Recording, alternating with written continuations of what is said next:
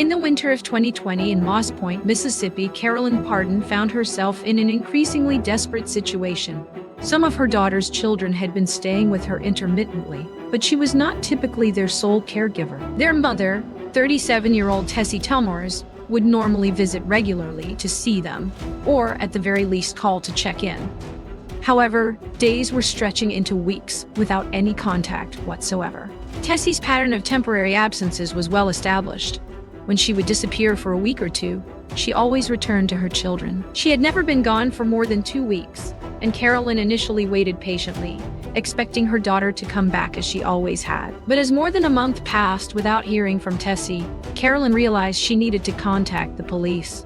Lieutenant Shane Bozeman with the Jackson County Sheriff's Department became involved in the case from its inception. On January 29, 2020, Carolyn filed the missing persons report, stating that nobody had spoken with her daughter. While it was not unusual for Tessie to disappear for several weeks at a time given the circles she frequented, this extended absence was different. Tessie was known to have a drug problem and lived a lifestyle that reflected those struggles. She associated with a rough crowd and was known to move frequently between hotels and various couches. However, even during her periods away from home, she typically maintained contact with her mother and children. She would call to say hello and check in, always staying connected to her kids. The last time Carolyn saw Tessie was December 27, 2019. A date she could pinpoint with certainty, despite the encounter being unremarkable. There had been no drama, arguments, or anything out of the ordinary. Tessie had simply been visiting after Christmas, spending time at Carolyn's house before leaving with a couple of friends in a pickup truck. Carolyn was unfamiliar with these friends and had not gotten a close enough look to provide detailed descriptions. The departure seemed perfectly normal, with Tessie saying goodbye casually as she left. This would prove to be the last confirmed sighting of her.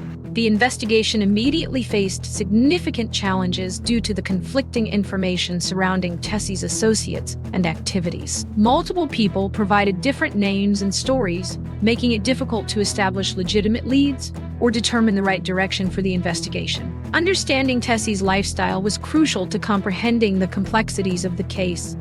The circles she frequented consisted primarily of individuals who could provide her with drugs. Lieutenant Bozeman had been familiar with Tessie since beginning patrol work in 2010, having encountered her numerous times over the years. She was known to use various substances, including pills, marijuana, and methamphetamine, reportedly using virtually anything she could obtain. When first reported missing, Tessie had an outstanding indictment for possession of a controlled substance as a habitual offender. Many people initially assumed she had fled to avoid serving what would likely be a substantial prison sentence. This assumption was shared by law enforcement officials, who considered it a plausible explanation for her disappearance.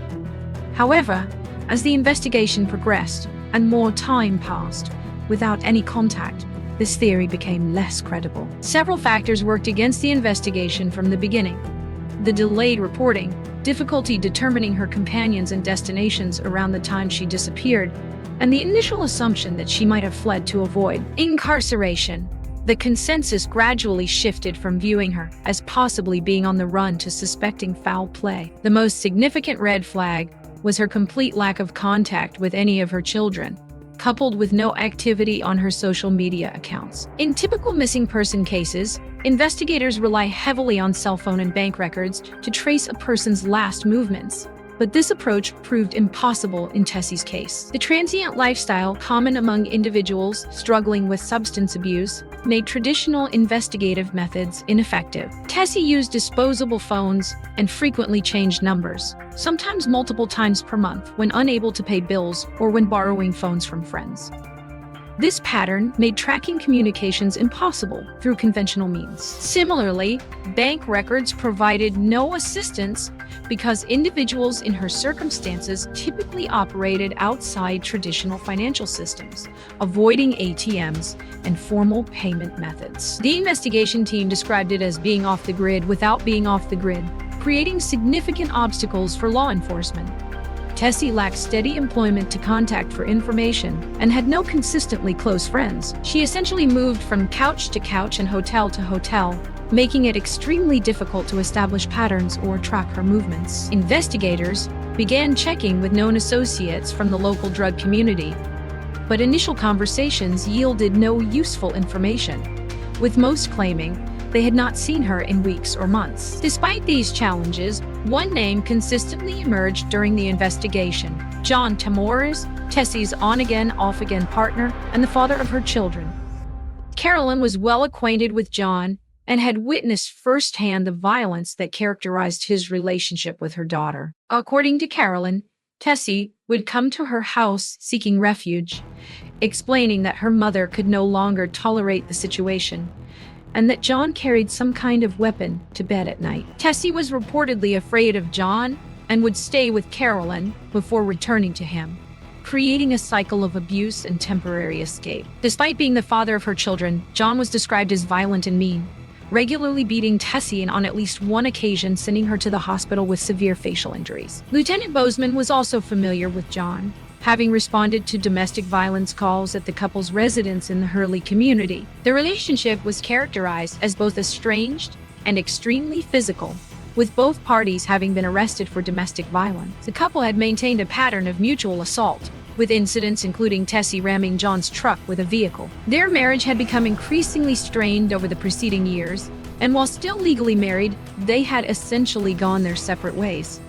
However, there appeared to be lingering feelings and attachment between them. Around the time of Tessie's disappearance, she seemed to be living independently while John was dating someone else. Interestingly, the period of Tessie's disappearance did not appear to be particularly volatile in their relationship, which would have made violence less predictable. However, John himself admitted that the last time he saw Tessie was December 26th, just one day before her final confirmed sighting. He had recently been released from jail on December 23rd and had spent both Christmas Eve and Christmas Day with Tessie, her family, and their children. This timeline suggested that any estrangement between them may have been diminishing, potentially rekindling their connection. However, John was notably absent from efforts to search for Tessie after her disappearance. While he cooperated with police and voluntarily came in for questioning, he did not appear devastated by her disappearance. John's demeanor during interviews was described as diplomatic rather than hostile, reflecting his extensive experience with the criminal justice system. Having spent the majority of his life in prison, he had become institutionalized and was extremely careful about how he answered questions to avoid revealing information. His approach involved deflecting questions with questions of his own. John initially stated that he believed Tessie had fled to avoid prison, but later claimed to believe something had happened to her and expressed hope that law enforcement would find her and prosecute anyone responsible. However, his behavior raised suspicions among investigators, who noted that his response was not typical of someone whose partner and mother of his children had been missing for an extended period. John was described as having narcissistic tendencies and believing himself to be more intelligent than others. During one interview, investigators administered a computer voice stress analysis test, though they did not expect him to reveal information. The tests served more to gauge his reactions and behavior patterns. According to Carolyn, John made disturbing comments that suggested he had knowledge about Tessie's fate.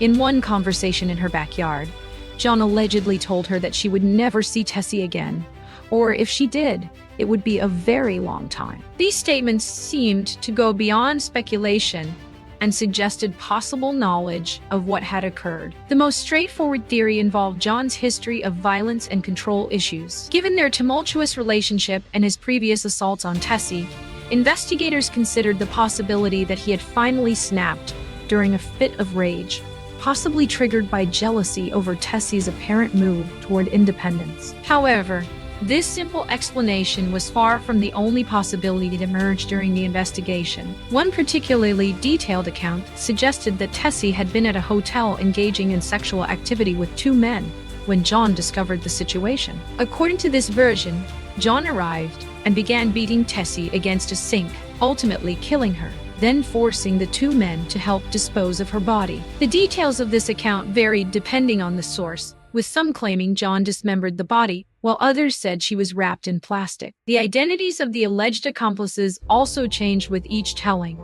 though certain names appeared more frequently than others. Another theory connected Tessie's disappearance to a separate gang-related murder case involving Dustin Suttles. According to this account, Tessie had obtained a video showing two members of the Simon City Royals, a prominent local gang, engaged in homosexual activity. Since such behavior violated the gang's bylaws and was considered a capital offense within their organization, the theory suggested that both Tessie and Dustin Suttles were killed because of their knowledge of this video. Lieutenant Bozeman expressed personal skepticism about the connection to the Dustin Suttles case, but investigators felt obligated to explore all possibilities given the serious nature of the allegations. The case produced numerous similar accounts that seemed outlandish but not sufficiently implausible to dismiss entirely. Detectives made every effort to verify these stories and were able to locate and interview most of the men associated with the hotel incident. However, all of them categorically denied involvement and found the accusations ridiculous. The challenge was that if these individuals had any connection to John or possessed knowledge about Tessie's fate, they would likely be too frightened to admit it. John's criminal history included multiple prison sentences and active membership in the Aryan Brotherhood, where he reportedly served as an enforcer. This background provided him with connections to various gangs and substantial street credibility, making many people afraid of potential repercussions for cooperating with law enforcement. John's reputation for violence and his gang affiliations created a climate of fear that investigators believed prevented witnesses from coming forward. While John remained a viable suspect, law enforcement lacked sufficient evidence to make arrests or obtain search warrants for his property or phone records. The verification of stories was further complicated by the fact that much of the information reached police after being filtered through what investigators described as a drug-fueled game of telephone. Stories would originate at one location where multiple people were using methamphetamine, then spread to other locations as individuals moved between drug houses, with details changing each time the story was retold. This phenomenon created what Lieutenant Bozeman characterized as the biggest spiderweb he had encountered in 25 years of law enforcement. The constant circulation and modification of stories made it nearly impossible to distinguish truth from fiction or identify reliable sources of information. The complexity of sorting through rumors was compounded by the numerous tips regarding possible locations of Tessie's remains. Investigators received reports suggesting she might be buried behind her mother's house, between Carolyn's property and a wooded area near an old dentist's office. Acting on this information provided by Carolyn herself, investigators conducted searches on 2 separate occasions using cadaver dogs, but found nothing. Another significant tip came from a young woman in drug rehabilitation who contacted the FBI with information about possible sex trafficking. According to her account, Tessie had been kidnapped and forced into sex trafficking before being killed. This tip led to a search of a property on Manchester Road in Moss Point, where Tessie had allegedly been held, tortured, and murdered. The search revealed some unusual features on the property, including an area in the backyard marked by pipes at 4 corners, with crime scene tape wrapped around them. The configuration suggested someone might have been buried there, prompting investigators to begin excavation. However, examination of the soil revealed that the area had not been previously disturbed, leaving the purpose of the markers unexplained. Investigators also followed up on tips involving an ex-boyfriend of Tessie's with a notable criminal history, including shooting and killing someone and killing a police canine during an arrest attempt. The tips regarding this individual were vague, simply alleging that he had killed Tessie and buried her on his property. However, like other leads, this investigation did not produce evidence supporting the claims. One of the most recent tips led investigators to search another Moss Point property off Highway 613, which was coincidentally owned by a bondsman who had been trying to locate Tessie due to her outstanding indictment. The tip originated from a jail inmate who had seen Tessie's picture on the Mississippi Coast Crime Stopper's deck of cold case cards while playing cards. The inmate reported a conversation with another individual who claimed to have participated in Tessie's killing and dismemberment, as well as helping to dispose of her body. According to this account, when investigators began getting close to the truth, they had to dig up and relocate the body. While the tip seemed plausible, Lieutenant Bozeman lacked sufficient probable cause to obtain a search warrant. However, the property owner, who had financial interest in locating Tessie due to the bond situation and had offered a reward for information, voluntarily brought his tractor to break up concrete and excavate the area while police observed. Unfortunately, this search also proved fruitless.